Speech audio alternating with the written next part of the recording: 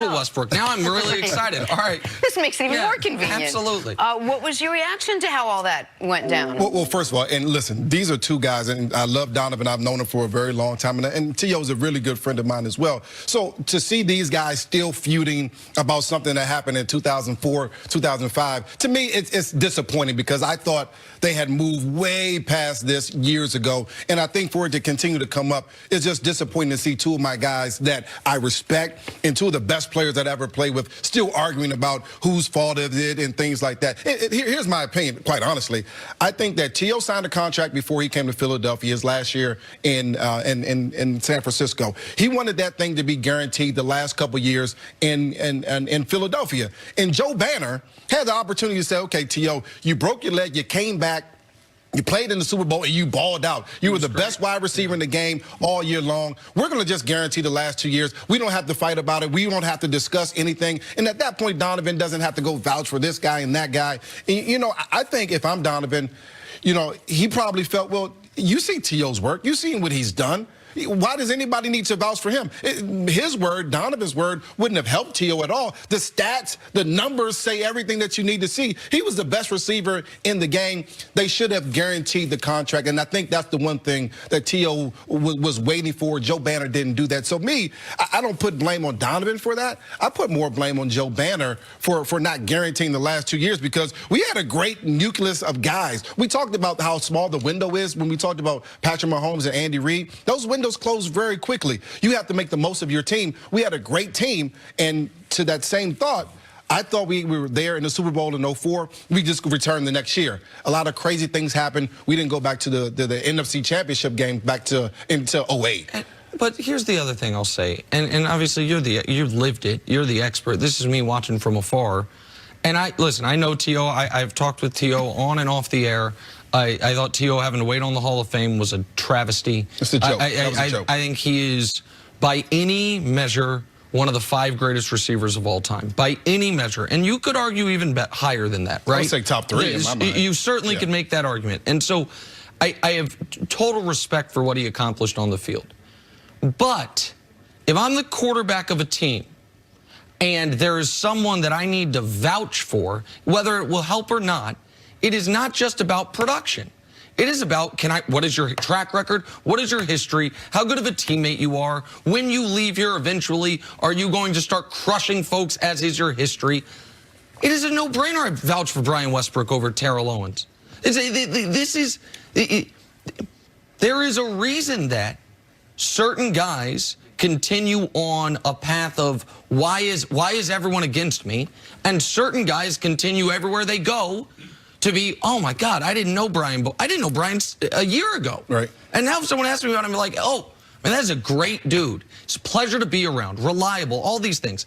And so there has been, and I know he'll get mad, but it's the truth. And I tell him this, a lack of self-awareness for Terrell Owens.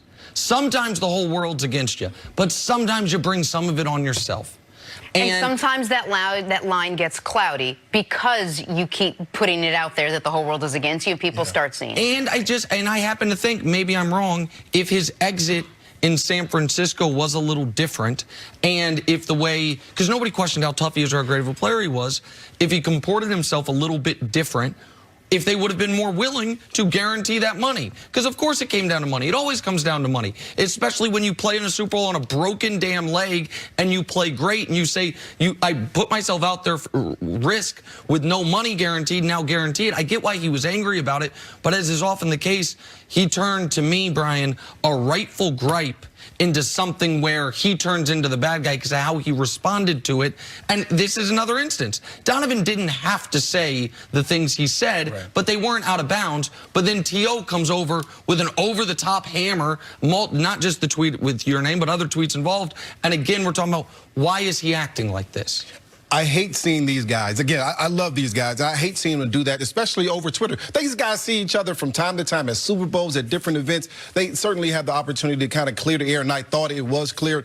I just wish they can come back together because, again, we're talking about two of the best players in Philadelphia Eagles history, and now they're feuding over on Twitter. That just doesn't make sense to me. Yeah, but do you think it's going to happen? No, it won't. It won't. It won't happen. But it should. I'll tell you what, one of the most disappointing things in my career as a player is that I wasn't old enough and mature enough to bring two guys that I know we needed to be successful together.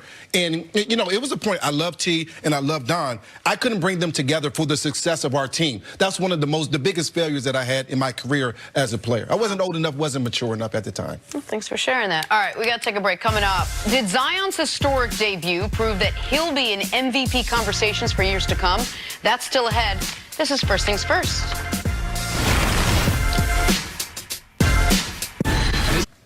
I found usually I'm pretty good at understanding where the pulse of a conversation is, even if I'm askew from it. There's very often the mainstream thought is one place and I'm somewhere else, but I'm usually aware of it.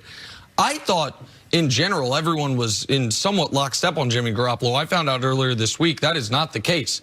I thought everyone understood Jimmy Garoppolo's fine. He's fine. He's a quarterback at the most ideal situation a quarterback can be in, which is, I think he's got the single best play caller in football. He has a dominant offensive line. He has a great defense that very often puts him in a best position to be playing from ahead.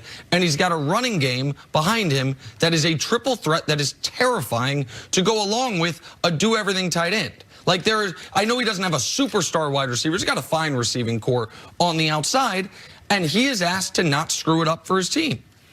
And by the way, quite often this year, even though they were that's not what I was going to say. They were 13-3, but quite often this year, when the one thing they're asking him not to do is don't turn the ball over, Jimmy, he found a way to turn the ball over. Only Baker and Jameis had more games with a pick. Only Baker and Jameis had more games with an interception. So let's be very clear on this. If Jimmy Garoppolo's way better than I'm saying he is, then the Chiefs can't win. Like, the Niners have a better defensive line. Mm-hmm. They have way better linebackers. They have a better secondary. They have a better offensive line. They have way better running backs. I would say coaching and tight ends are a push.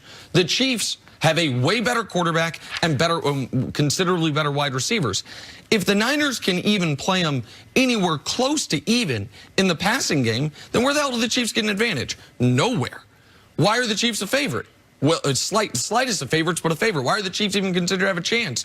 Because you do the tail of the tape and you say one team has an advantage everywhere except a massive disadvantage in the passing game. I thought that's what everyone believed. I know it's what I believe.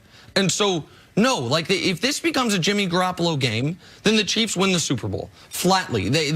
And so that's where I'm at on this. And I think the Niners desperately will try to avoid this becoming a Jimmy Garoppolo game. If you're the 49ers, you're right. They don't want it to become that type of game. That means the running game isn't working. And also that means their defense isn't getting to Patrick Mahomes because now he's throwing touchdowns on the other side. Because offensively, you're saying, we're going to stick with the running game if you're the 49ers until they stop it. And they stop it, that means that now Jimmy G comes into effect. Here's the one thing that I would say about Jimmy G and my confidence in him. I don't have as much confidence in him. However, I have a bunch of confidence in Kyle Shanahan and his ability to scheme guys open, to use shifts and motions to try to get good and easy throws for Jimmy G. That's one thing that I have a bunch of confidence in. And so even though I'm not as confident in Jimmy G, I think Kyle Shanahan is one, and Andy Reid on the other side of the ball is probably just as good, but he's one of the best in the league at scheming guys open. And I think they're the two best in football. There's no doubt about it. So when you think about it, I don't necessarily know that for the 49ers to win, I need to have supreme confidence in Jimmy G. Agreed. My belief is that Kyle Shanahan, as a coach and coordinator, can find a way to scheme things and make it easier for Jimmy G, as long as that running game isn't working. But they don't lose the games. They don't lose a ton of games, even the ones he turns the ball over in. They somehow still find a way to work around that and win. Doesn't that kind of give him the confidence to know that he could still go out there, take some chances? They're not losing those games. Well, yeah, but he's never played in a Super Bowl before, and he's played in 2 playoff games. The first playoff game, he played poorly, and they took the ball out of his hands. The second playoff game, he almost threw a pick to Kenny King, and they said, or Kevin King, pardon me, and they said, okay, you don't get to throw anymore.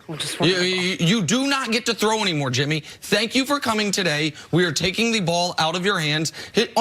Nobody has thrown fewer passes in a playoff win since the early 1970s. Was that Kyle saying, you know what, we got to go back to my bread and butter, or saying, I don't want to deal with Jimmy anymore? Because to me, that was a little bit of the pass being almost intercepted, but also much more of Kyle saying, I don't want to put myself in the same situation that I was in against the Patriots a couple years ago. Absolutely, and they were gashing the Packers on the ground. Like the reason you pass instead of run is because you can get 7.5 yards per pass attempt instead of 3.5 or 4 yards per running attempt. But when you're getting 7 yards per rushing attempt, might as well keep running it. So I understand it wasn't just we're terrified of Jimmy G. It was why would we go away from what's working? But how would you feel about this game if Kirk Cousins were the Niners quarterback? To me, it's about the same. These guys are very similar in that they're not bad quarterbacks. They're not someone that you have to work your entire game plan around preventing them from being a part of it. But they are not going to propel you to the next level. And why did I bring up Kirk Cousins? Because all these somewhat gaudy numbers,